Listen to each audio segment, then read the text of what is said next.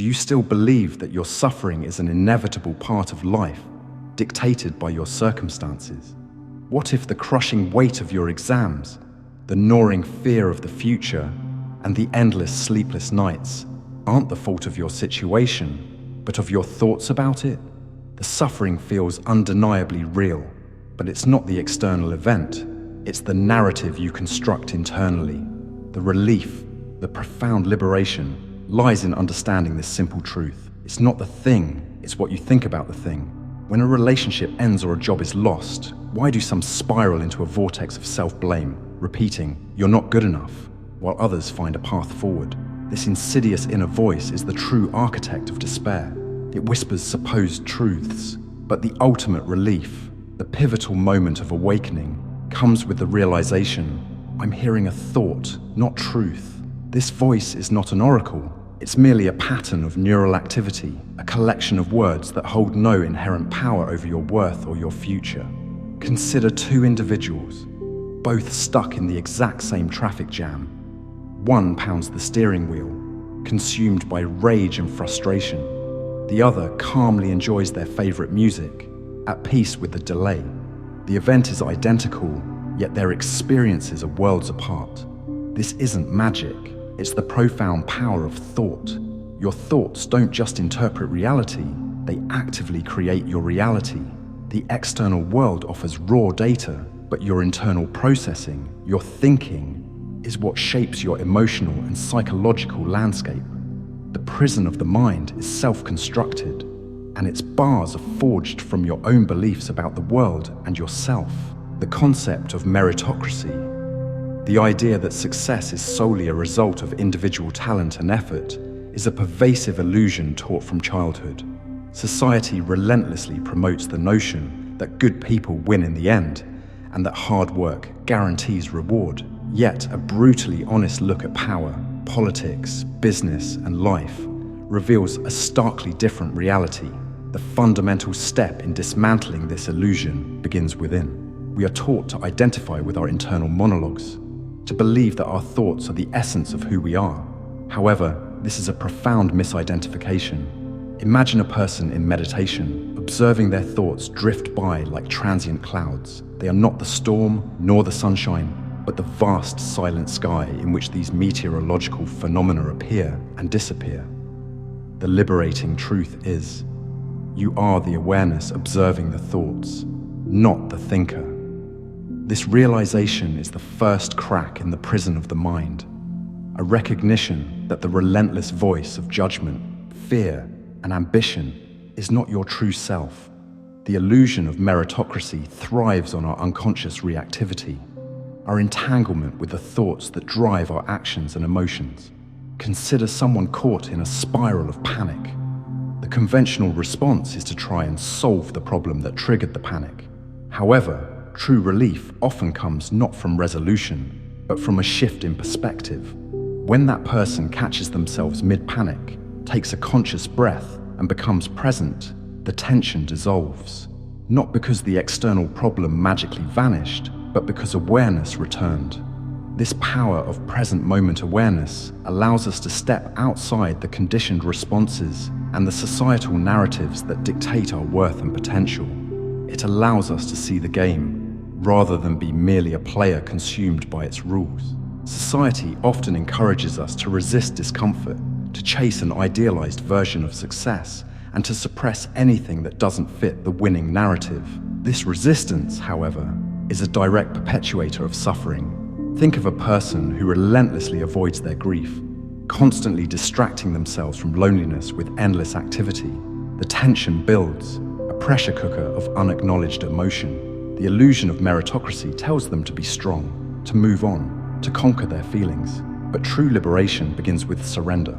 The moment of allowing, of tears flowing freely, marks the beginning of peace. This paradoxical truth, what you resist, persists, reveals that genuine progress, be it personal or societal, doesn't come from forcing an outcome, but from facing what is and allowing it to be. This applies not only to personal emotions, but also to confronting the uncomfortable truths about how power actually operates, how success is often a product of privilege and circumstance rather than pure merit, and how the system often benefits those who are adept at manipulation rather than those who are inherently good. The journey from the prison of the mind to breaking the illusion culminates in a profound returning to truth, a transformation that redefines our understanding of morality, power, and identity.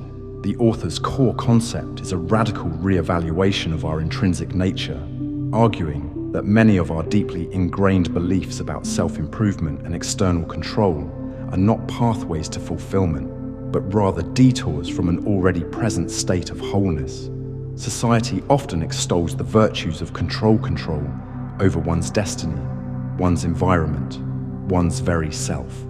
We see CEOs meticulously orchestrating global empires, political leaders striving to shape nations, and individuals relentlessly attempting to fix every aspect of their lives, from relationships to careers.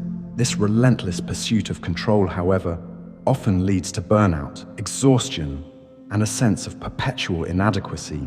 The truth, as redefined by the author, is that control is an illusion. The more we cling to the idea that we can manipulate every outcome, the more burdened we become.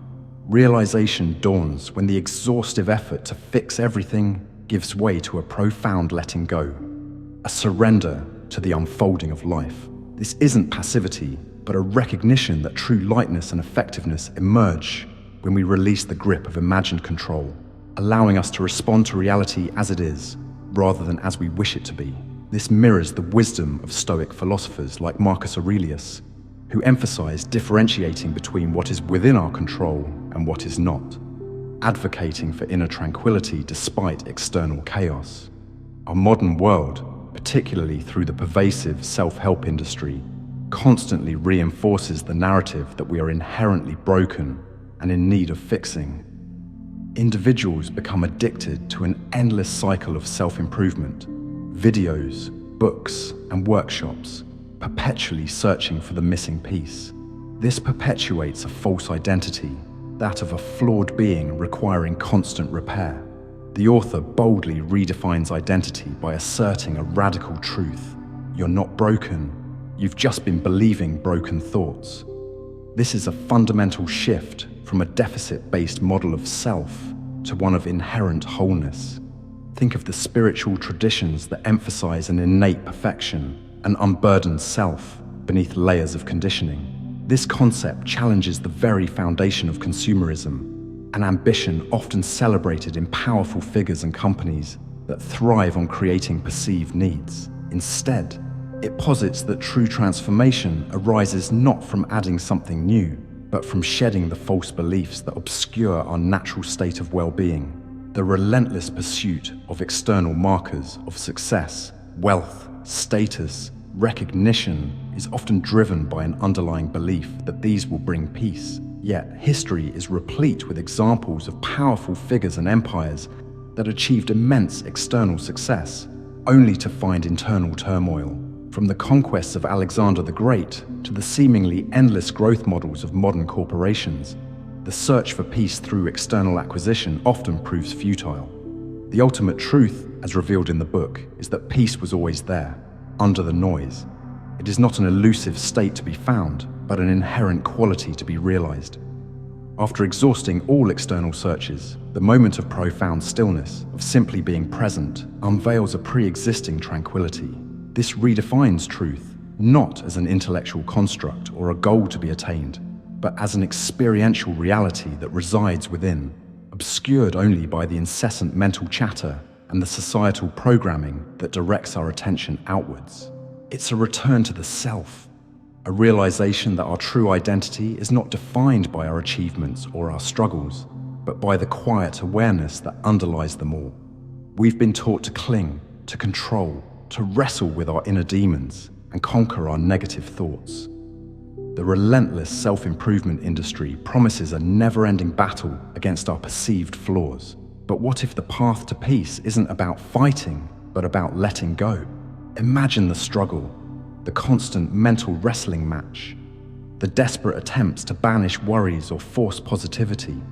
This creates an exhausting inner conflict between the ingrained belief that we must control our thoughts and the frustrating reality that such control is often elusive. The new way to live, however, offers a liberating alternative. Notice the thought, don't judge it, then let it float away like a cloud. It's a practice of gentle observation rather than forceful suppression. As you sit in quiet contemplation or journal your stream of consciousness, you see that these thoughts, once so powerful, are merely ephemeral visitors, not permanent residents of your mind. The tension eases as you discover that the power you've given them was always yours to reclaim. From childhood, we're told that freedom is something earned, a prize awarded for achieving certain milestones or overcoming specific obstacles. We're conditioned to believe that true joy and liberation are contingent on external circumstances. A better job, a perfect relationship, financial security. Yet, beneath this societal programming lies a deeper truth. Remember the unadulterated joy of childhood, running and playing without a care, completely absorbed in the present moment. That inherent freedom, that boundless sense of self, never truly vanished. It simply got buried under the ever-increasing volume of your thoughts. The anxieties about the future, the regrets of the past, the judgments of the present. The profound tension lies in living a life where we constantly seek freedom, while simultaneously carrying the burden of beliefs that tell us we are not yet free. The path to integration is realizing that you're already free. The chains you feel are not real. They are forged from the thoughts you've come to believe as absolute truth. Do you still believe that your suffering is an inevitable part of life, dictated by your circumstances? The crushing weight of your exams, the gnawing fear of the future, the endless sleepless nights, these feel undeniably real. Every fiber of your being screams that your situation is the problem. This is the profound inner conflict, the visceral experience of pain against the audacious claim that it might not be what it seems. But what if the suffering isn't the fault of your situation, but of your thoughts about it? What if the intense agony you experience isn't an external event, but the intricate, often unconscious narrative you construct internally? The pervasive societal message is that life is hard and suffering is just how it is. Yet, a deeper truth beckons. It's not the thing, it's what you think about the thing. This is the ultimate invitation to awareness and power. The profound liberation lies in understanding this simple truth. Will you continue to live bound by the illusion that your thoughts are undeniable reality, perpetuating suffering that may not be inherent? Or will you embrace the radical possibility that your pain is a product of your perspective and that freedom is not a destination, but a realization? The choice is yours, to see reality clearly, to distinguish between your thoughts and your true self, and to decide how you want to live. What if your suffering was never real? Just thoughts you believe too deeply?